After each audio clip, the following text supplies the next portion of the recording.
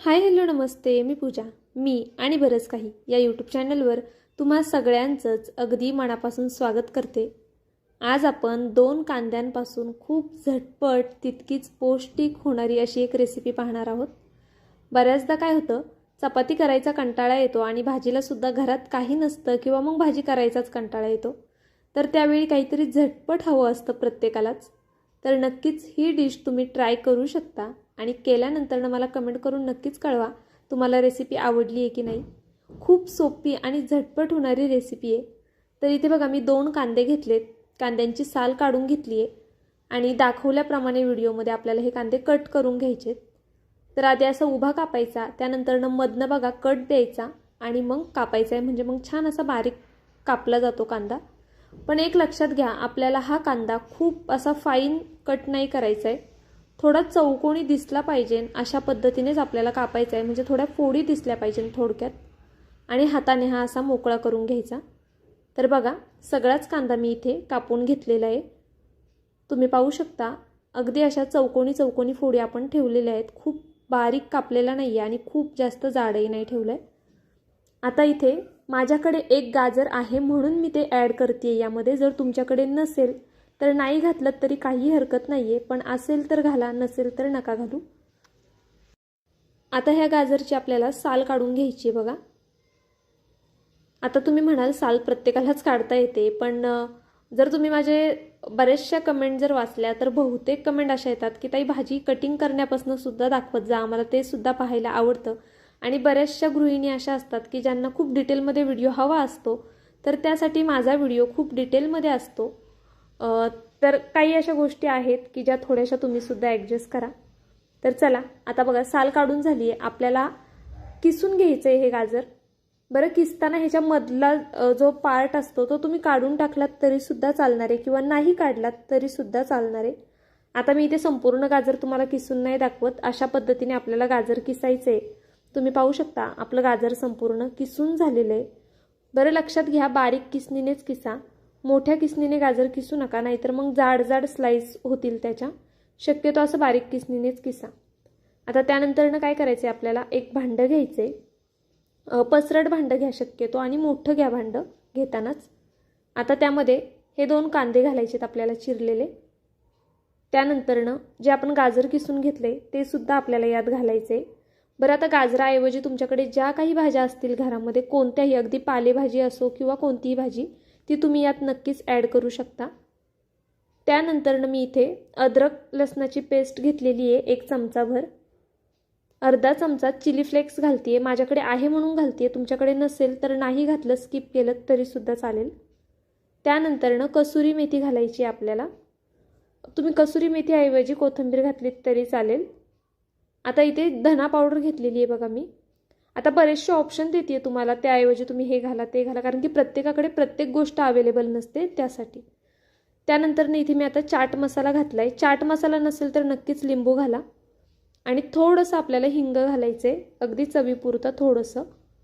त्यानंतर गोडा मसाला घालायचा आहे आपल्याला 1 चमचाभर. कोणताही गरम मसाला घेतलात तरीसुद्धा चालणार आहे. त्यानंतर बघा इथे मी हळद घातली आहे चिमूटभर फक्त.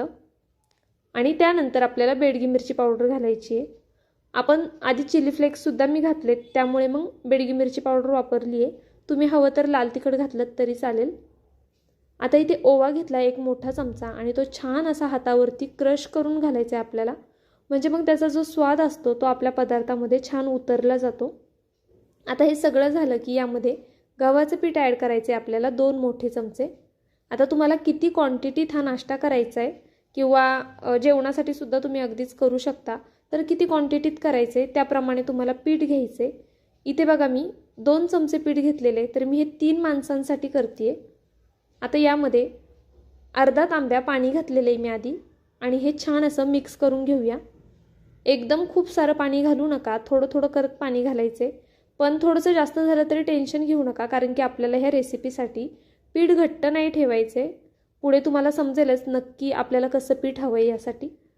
आता बघा हे पाण्यामध्ये मी छान असं एकसारखं हलवून घेतलेलं आहे. पाणी घातल्यावर पुन्हा मी अर्धा तांब्याच्या आसपास पाणी घातले आणि हे पुन्हा व्यवस्थित असं मिक्स करून घेते. आता जर तुम्ही पीठ जास्त घेतलं तर तुम्हाला मग पाणी जास्त लागू शकतं, त्यामुळे मग पाण्याचा अगदीच अंदाज नाही सांगत की 1 तांब्या लागला किंवा 2 तांबे लागले, कारण की प्रत्येकाला कमी जास्त लागू शकतं. फक्त किती पातळ ठेवायचे ते पुढे मी तुम्हाला दाखवते संपूर्ण पाणी मिक्स करून झाल्यानंतरनं. आणि मी हलवते, यावरनं तुम्हाला अंदाज आला असेल की आपल्याला कितपत पातळ हे बॅटर ठेवायचे आणि बहुतेक जणांना समजलं सुद्धा असेल की आपण नक्की आज काय करतोय. व्हिडिओ संपूर्ण पहा, म्हणजे ही रेसिपी फसते की काय होतं, काय करावं लागतं ते तुमच्या सगळं लक्षात येईल. बरं, आता पाणी ॲड केल्यानंतरच आपल्याला मीठ घालायचे, कारण की आधीच जर मीठ घातलं तर ते कमी पडू शकतं किंवा जास्तसुद्धा होऊ शकतं. त्यामुळे आधी पाणी ॲड करा, त्यानंतरच मीठ घाला. इथे मी चवीनुसार मीठ घालून घेतले आणि चमच्याच्या साहाय्याने व्यवस्थित ते मिक्स करून घेतलेले. तुम्ही पाहू शकता हे बॅटर आपलं कितपत पातळ आहे ते. आणि मी पुन्हा एकदा सांगते, तुम्ही यामध्ये भरपूर प्रकारच्या भाज्या घालू शकता ज्या तुम्हाला आवडत असतील त्या. आता हे बॅटर आपलं रेडी झालं आहे एकदम. इथे मी पॅन तापायला ठेवलेला आहे. पॅन गरम झाला की त्याला तेल थोडंसं लावून घ्यायचे, खूप जास्त तेल लावायचं नाही, अगदी थोडं तेल लावा. आणि पुन्हा एकदा तुमची रेसिपी चुकू नये म्हणून एक गोष्ट सांगते खास करून, जर तुम्ही चपाती करायच्या तव्यामध्ये जर करत असाल तर थोडं तेल जास्त लावा, नाहीतर मग हे चिटकून बसू शकतं. पॅनमध्ये शक्यतो इझिली निघून येतो हा डोसा. तर आता तुम्ही पाहू शकता, टाकताना सुद्धा बघा मी साईडने टाकते आणि मग मध्ये टाकते. थोडं वरती पेला उचलूनच टाकायचं, म्हणजे मग अशी छान जाळी येते आणि मस्त जाळीदार डोसे आपले तयार होतात. आता ही वरची साईड पूर्णपणे सुकून द्यायची. त्यानंतरनं जे होल आहेत त्यामध्ये अगदी थोडं थोडं असं तेल सोडायचं आहे आपल्याला, म्हणजे मग ते छान खरपूस आणि क्रिस्पी होतात. जर तुम्हाला तेलाऐवजी तूप वापरायचं असेल तर ते सुद्धा वापरू शकता किंवा बटर लावलं तरी चालेल, पण तेल, तूप किंवा बटर काहीतरी लावा, म्हणजे मग छान खरपूस होतात डोसे. आता तुम्ही पाहू शकता खालच्या साईडनी बऱ्यापैकी व्यवस्थित झालेला आहे हा डोसा. आपण बघूया आणि पलटी करूया ह्याला. तर हा पहिला डोसा आहे, थोडाफार चिटकू सुद्धा शकतो, पण पॅन असल्यामुळे शक्यतो चिटकत नाही.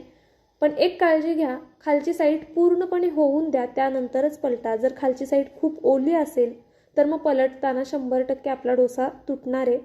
त्यामुळे खालची साईड व्यवस्थित होऊन द्या. हवं तर कलत्याच्या साह्याने थोडीशी बाजू उचलून पहा की खालून थोडा लालसर झालाय की नाही, त्यानंतरच मग पलटायचं आहे. तर हा दोन्ही साईडनी व्यवस्थित आपल्याला भाजून घ्यायचं आहे. व्यवस्थित भाजा. आणि गव्हाचं पीठ आहे त्यामुळे ते थोडंसं मऊसर राहतं, तर तुम्हाला वाटेल कच्चं राहिलं आहे की काय करताना, पण ते कच्चं राहत नाही. एका डोशाला कमीत कमी 3 मिनटं तरी भाजू द्या मीडियम गॅसवरती, तो आरामात भाजला जातो. आणि ते तुम्ही पाहू शकता मस्त असा आपला डोसा तयार झालेला आहे. खूप जाळीदार होतो, मुलांच्या टिफिनसाठी करू शकता किंवा मग आदल्यामधल्या वेळेत खायला. आणि खूप झटपट होणारी रेसिपी आहे खरं तर, एक 10-1 मिनटामध्ये तर आरामात होऊन जाते. त्यामुळे नक्कीच ट्राय करू शकता. भरपूर जर भाज्या घातल्या तर मुलांच्या पोटात भाज्यासुद्धा जातात आणि पौष्टिक होऊन जातो जास्त. त्यामुळे नक्कीच एकदा ट्राय करा. आता व्हिडिओ इथपर्यंत पाहिलाच आहे तर ह्या जाळीदार डोश्यासाठी एक लाईक करायला विसरू नका. नवीन असाल तर नक्कीच सबस्क्राईब करा. आणि 2-3 दिवसांपूर्वी मी एक रेसिपी अपलोड केली आहे ब्रेड आणि बटाट्याची, ती जर पाहिली नसेल तर आवर्जून जाऊन पहा. त्याला भरभरून तुम्ही प्रतिसाद दिलाय, खरंच खूप छान वाटलं पाहून. असंच प्रेम राहू द्या. आणि नवीन असाल तर नक्कीच सबस्क्राईब करून घ्या. आणि आपल्या चॅनलवरती भरपूर प्रकारचे व्हिडिओ असतात, म्हणजे रेसिपीचेच. टिफिनसाठी म्हणा, नाश्त्यासाठी, मुलांच्या टिफिनसाठी, किंवा पाहुणे आल्यावरती तुम्ही झटपट काय करू शकता, व्हेजमध्ये, नॉनव्हेजमध्ये, अशा भरपूर रेसिपी मी आपल्या चॅनलवरती ऑलरेडी अपलोड केलेल्या आहेत. बऱ्याच चटण्यासुद्धा आहेत आपल्या चॅनलवरती.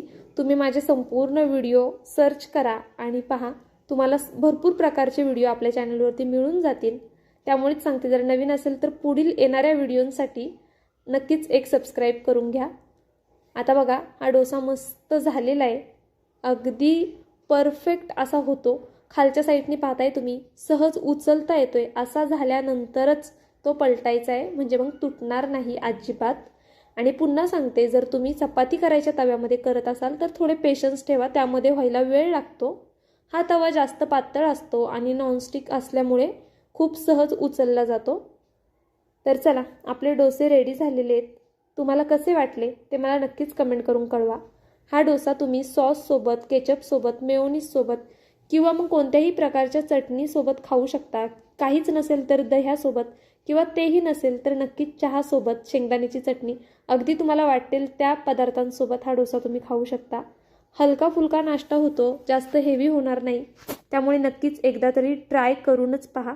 आणि व्हिडिओ इथपर्यंत पाहिला आहे तर नक्कीच एक लाईकसुद्धा करा. मी तुम्हाला दाखवते जवळून किती जाळी छान आली आहे आणि किती पातळ आणि मस्त झालेले इथे डोसे. खरंच खूप कमाल होतात. एकदा केले तर मुलं नेहमी म्हणतील की हाच डोसा आम्हाला करून देत जा म्हणून. पीठ भिजवायची झंझट नाही आहे किंवा वाटण घाटण नाही आहे, काहीच नाही. त्यामुळे नक्कीच एकदा ट्राय करू शकता. तर चला, असाच एक छानसा व्हिडिओ घेऊन मी पुन्हा हजर राहीन. तोपर्यंत बाय. व्हिडिओ संपूर्ण पाहिलात त्याबद्दल खरंच खूप मनापासून धन्यवाद.